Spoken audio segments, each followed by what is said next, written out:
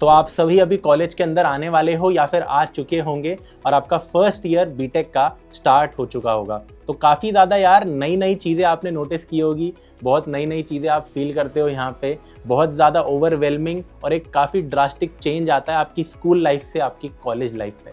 यहाँ पे आप देखते हो कि यार आप काफ़ी सारे बच्चे अपना शहर बदलते हैं, किसी दूसरे शहर में आप जा रहे हो तो अलग अलग शहरों के अलग अलग सिटीज़ के लोगों से आपको बात करने का मौका मिलता है। सबकी पर्सनालिटीज़ काफ़ी डिफरेंट होती है, तो वहाँ मोल्ड होने में हो सकता है आपको यार थोड़ा सा टाइम लग जाए। फिर आप देखते हो कि यार कॉलेज में जब आप जा रहे हो तो वहाँ पे ज़रूरी नहीं है कि यूनिफॉर्म पहनो, आप अपने मनपसंद के क्लोथ्स पहन सकते हो। आप क्लासेस के बीच में जो गैप्स होते हैं उनमें कॉलेज से बाहर जाके कहीं अपने दोस्तों के साथ मज़े कर सकते हो।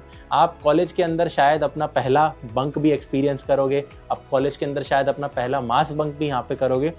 बहुत ही सारी यार नई नई चीज़ें होती है। जो कॉलेज का कैंपस होता है वो इतना बड़ा होता है, स्कूल तो बहुत ही छोटा लगता है उसके सामने, अगर आप एक ठीक ठाक कॉलेज के अंदर अगेन हो तो। एंड हॉस्टल लाइफ के तो क्या ही कहने, यहाँ से आपको यार एक अलग ही पर्सपेक्टिव मिलने वाला है लाइफ का। तो अभी अभी नए आए हो कॉलेज के अंदर, इस वीडियो को प्लीज़ एंड तक देखना। ये तो मैंने कुछ कुछ चीज़ें बताई है, आई एम प्रीटी श्योर आप बहुत सारी और चीज़ें फील कर रहे होंगे यार। देखो होता क्या है, कॉलेज के अंदर जब बच्चा आता है, मेरे को तो पास आउट हुए थोड़ा सा टाइम हो गया, बट कॉलेज के अंदर जब हम आते हैं तो हमारा एक एटीट्यूड भी थोड़ा अलग रहता है। हम थोड़े से बिल्कुल अपने हाई पे रहते हैं, मज़ा आ रहा होता है और हमें लगता है कि हम ही सबसे ज़्यादा समझदार है, हमें कोई और तो ना ही समझाए। स्पेसिफिकली आपकी जो अभी उम्र भी होगी 17 या 18, तो आपको लगता भी ये है कि आप ही सबसे समझदार हो और आप किसी की बातें तो सुनते ही नहीं हो, स्पेसिफिकली घर वालों की।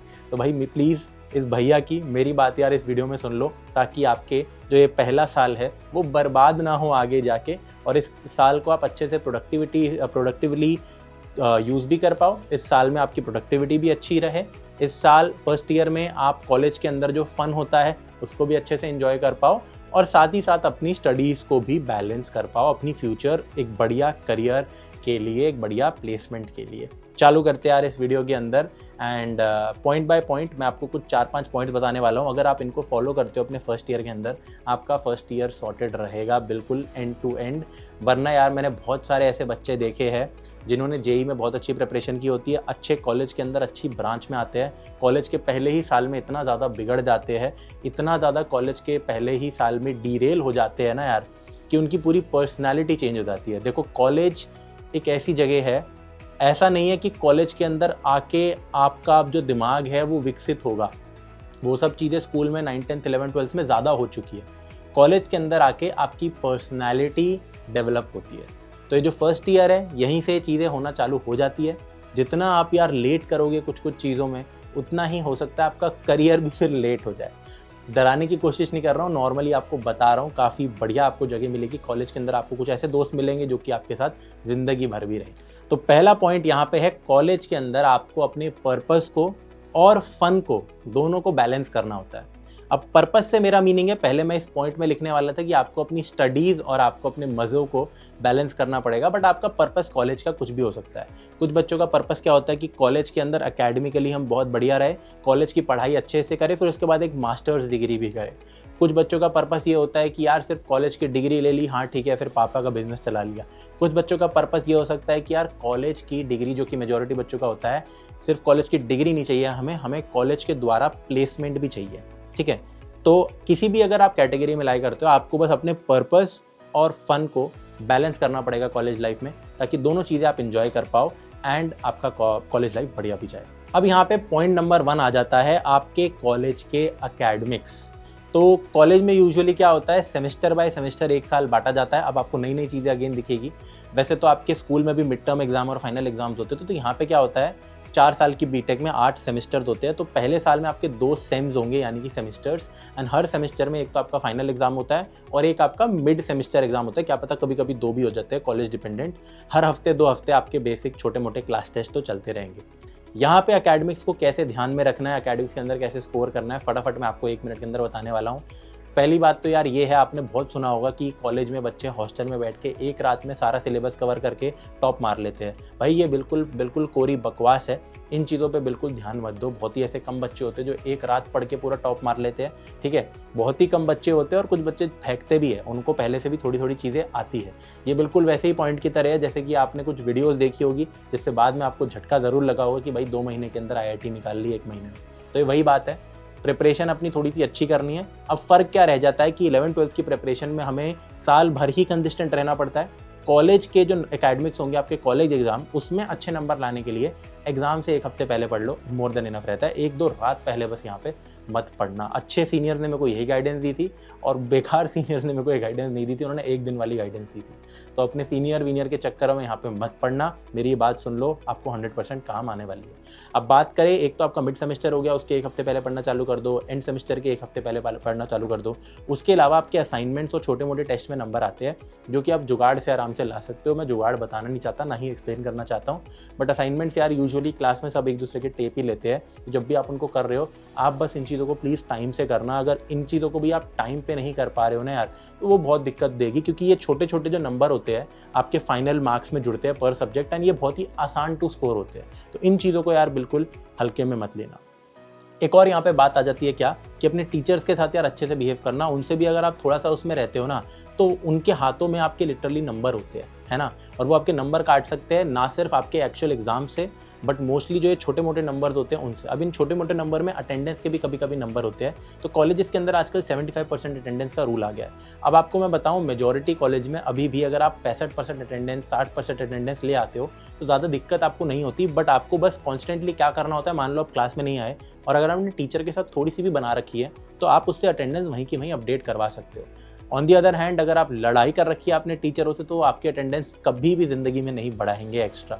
तो इन बातों का आपको यहाँ पे ध्यान रखना है। ऐसे आपका जो कॉलेज एकेडमिक्स है वो आराम से हो जाएगा। चिल करना, बिल्कुल कोई भी आपको दिक्कत नहीं होने वाली है इस कॉलेज ज़िंदगी के अंदर रिलेटेड टू एकेडमिक्स, और ये 2nd, 3rd, 4th ईयर के लिए भी वैलिड है। अब यहाँ पे आ जाता है सेकेंड पॉइंट, कॉलेज के अंदर जो भी पढ़ाई हो रही है। अब मान लीजिए आप कंप्यूटर साइंस ब्रांच में, कॉलेज के अंदर जो कंप्यूटर साइंस में आपको पढ़ाया जाएगा, क्या वही चीज़ें एग्जैक्टली आपकी प्लेसमेंट में, जब कंपनी आएगी आपके 4th ईयर से पहले नौकरी के लिए, तो वो आपका इंटरव्यू लेगी, वो कोई टेस्ट रखेगी, तो जो कॉलेज में पढ़ाया जा रहा है क्या वही चीज़ें उसमें आने वाली है? बिल्कुल भी नहीं। इवन अगर आपकी ब्रांच उसी से रिलेटेड है, तो आपको अपनी प्लेसमेंट्स के लिए, मान लो सॉफ्टवेयर इंजीनियरिंग में अगर प्लेसमेंट्स करनी है, तो आप अपने कॉलेज के स्टडीज़ पे रिलाई ही नहीं कर सकते। हाँ, ये पढ़ ज़रूर लेना, क्योंकि इसमें नंबर लाने ज़रूरी बहुत होते हैं, वो एक अलग आर्ग्यूमेंट है जिसके बारे में बाद में बात करेंगे। बट कॉलेज की प्लेसमेंट के लिए या किसी भी off campus on campus placement के लिए आपको अलग से पढ़ाई चालू करनी पड़ेगी, जिसके अंदर आपको डेटा स्ट्रक्चर एल्गोरिदम्स, मैं सॉफ्टवेयर डेवलपर की जॉब के लिए कह रहा हूँ, इंजीनियरिंग के लिए जॉब के लिए DSA पढ़ना पड़ता है, data structure algorithms, web development, या फिर अगर आप ML/AI अगर पढ़ रहे हो तो इन फील्ड्स के अंदर आप यहाँ पे जाते हो, तो ये चीज़ें आपको अलग से पढ़नी होगी। अब ये कुछ जो मैं टॉपिक्स आपको बता रहा हूँ, ये आपके सेमेस्टर में भी आपको देखने को मिलेंगे। कॉलेजेस में CS ब्रांच में 1st, 2nd, 3rd सेमेस्टर में से किसी एक में DSA टॉपिक होता है, डेटा स्ट्रक्चर एल्गोरिदम, लेकिन जो कॉलेज में आपको पढ़ाया जाता है वो बकवास होता है कतई। एंड मैं अभी तक इस चीज़ को समझ नहीं पाया हूँ कि यार कॉलेजेस के अंदर, बड़े बड़े कॉलेजेस के अंदर भी क्यों आपको पर्टिकुलरली लैंग्वेज के साथ DSA नहीं कराया जाता, क्यों वहाँ पे क्वेश्चंस आपको सॉल्व नहीं कराए जाते। I don't know about it. वहाँ आपको वाइट बोर्ड पे या ब्लैक बोर्ड पे थ्योरेटिकल चीज़ें करके दिखा देंगे, थ्योरेटिकल तरीके से एल्गोरिदम बता देंगे, उनको एक्चुअली में फील कभी नहीं कराएंगे, बहुत ही घटिया तरीके से पढ़ाएंगे, चाहे कोई भी कॉलेज हो। बट वो भी थोड़ा पढ़ लेना, और अलग से आपको यार DSA आप पढ़ लेना, यूट्यूब पे आपको फ्री में मिल जाता है। अगर आप किसी पेड कोर्स में एनरोल करना चाहते हो तो 5,000 6,000 में आपको वो भी मिल जाता है। आराम से सारी चीज़ें इंटरनेट पे अवेलेबल है, बट एक स्ट्रक्चर तरीके से देखना, भले ही फ्री में पढ़ रहे हो या पेड पढ़ रहे हो, ठीक है, अलग अलग जगह से मत पढ़ना यहाँ पे। तो ये पॉइंट यहाँ पे आ जाता है कि जो एक्चुअल स्किल्स चाहिए प्लेसमेंट के लिए वो डिफरेंट होते हैं कॉलेज स्टडीज़ से, ऑल्दो उनके टॉपिक्स आपको सेम लगे सेमेस्टर सब्जेक्ट्स के अंदर। तीसरा यहाँ पे पॉइंट आ जाता है, क्या आपको कॉलेज में क्लब्स में, सोसाइटीज़ में पार्टिसिपेट करना चाहिए, वहाँ पे एनरोल होना चाहिए या फिर नहीं। अब कॉलेज दुनिया में ये एक नई और चीज़ होती है कि डांस का भी एक क्लब होता है, एक्टिंग का एक क्लब होता है, फोटोग्राफी का एक क्लब होता है, फिर आपका डिबेटिंग की एक अलग सोसाइटी होती है, एंड बहुत सारी यहाँ पे सोसाइटीज़ होती है। मान लो पेंटिंग की भी होती है, म्यूज़िक की भी होती है, आपकी आर्ट, मतलब आर्ट तो पेंटिंग में ही आ गया, चलो आर्ट सोसाइटी हो गई, बहुत और भी मतलब एंडलेस फैशन सोसाइटीज़ या जो भी है। बहुत चीज़ें होती है, तो क्या इनमें आपको पार्टिसिपेट करना चाहिए? नहीं। देखो, इनमें पार्टिसिपेट करने का एक फ़ायदा ज़रूर होता है कि आपकी दोस्ती इंक्रीज़ होती है, आपके सीनियर से कनेक्शंस इंक्रीज़ होते हैं, और आपकी थोड़ी पर्सनैलिटी भी डेफिनेटली बेटर होने के चांसेस होते हैं। अच्छी अगर सोसाइटीज़ में आप स्पेसिफिकली जाओगे, अगर मान लो डिबेटिंग सोसाइटी टाइप्स में, बट ध्यान रखना यहाँ पे एक सोसाइटी से ज़्यादा ज्वाइन मत करना। 2 सोसाइटीज़ आप कर सकते हो, बट टू बी ऑनेस्ट बहुत सारे बच्चे मैंने देखे हैं जो कि 3-4 सोसाइटीज़ में आ जाते हैं, बट उनका समय बर्बाद होता है एंड इवेंचुअली यार वो छोड़ ही देते हैं। उनमें से जो छोड़ देता है सारी, वो तो एक्सेल कर लेता है, बट काफ़ी सारे बच्चे इसमें फंस जाते हैं। अब जब आप इन क्लब्स के अंदर जाते हो तो आप बेसिकली एनरोल हो रहे हो इन क्लब्स में, तो आपको भी टास्क दिए जाते हैं, काम बहुत सारे दिए जाते हैं। ऐसा नहीं है कि आप फन करने वहाँ जा रहे हो, तो आपके पास काम और बढ़ जाता है। तो उस चीज़ को आप कभी इतनी प्रायोरिटी मत देना अपने कॉलेज एकेडमिक्स या फिर अपनी प्लेसमेंट प्रिपरेशन से। उन दोनों से कम ही इसको प्रायोरिटी अपने कॉलेज सोसाइटीज़ को देना। डेफिनेटली आप एक सोसाइटी में, या अगर आप एक अच्छे हसलर काइंड ऑफ बच्चे हो, तो आप 2 सोसाइटीज़ में भी एनरोल कर सकते हो। अपने पर्टिकुलर जो आपको शौक है, डेफिनेटली इनको पूरा करो। अब यहाँ पे आ जाते हैं लास्ट पॉइंट पे कि कॉलेज लाइफ में फर्स्ट ईयर में आपको क्या नहीं करना है। पढ़ाई हो गई डन, फन हो गया आपका डन यहाँ पे, ठीक है। मौज मस्ती करने के लिए बहुत टाइम मिलेगा कॉलेज के अंदर, बट बस उसको ओवरलैप मत करना अपनी एकेडमिक्स के साथ। यहाँ पे लास्ट पॉइंट हमारा आ जाता है कि क्या नहीं करना आपको फर्स्ट ईयर में। तो फर्स्ट ईयर में आपको गलत चीज़ों में नहीं पढ़ना है। फर्स्ट ईयर के अंदर आपको फर्स्ट ईयर लाइटली नहीं लेना है, क्योंकि देखो, अब मैं भी किसी फर्स्ट ईयर से मिलता हूँ, वो पूछता है भैया क्या ये चीज़ कर लूँ, तो इमीडिएट रिएक्शन मेरा एज अ सीनियर ये निकलता है, तू अभी फर्स्ट ईयर में मज़े कर।